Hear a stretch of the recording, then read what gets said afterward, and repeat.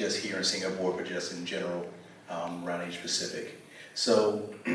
whenever we've engaged with a customer that, and it tends to be mostly around financial services that we really started seeing the cyber insurance conversation crop up. Whenever we start engaging with a customer about their security and we start talking to them about more of a holistic risk management program that includes not just the technology but also the people aspect of it, the human aspect of it, as well as the policy aspect of it,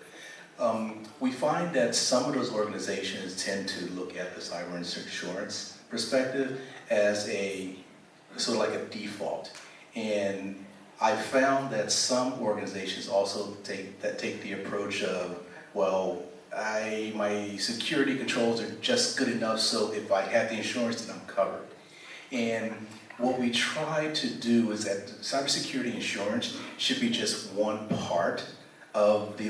managing the overall risk of an organization. It should be a very small part. There's a whole host of other things that should go in advance, of that, from awareness programs, from various training and so forth, better policies, better procedures, as well as, the technology aspect of it. So when we have those conversations, we try to,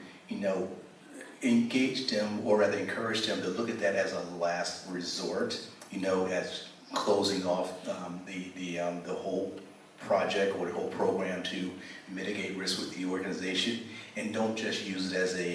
a catch-all and take sort of a lazy approach to the rest of the security as a whole in the company.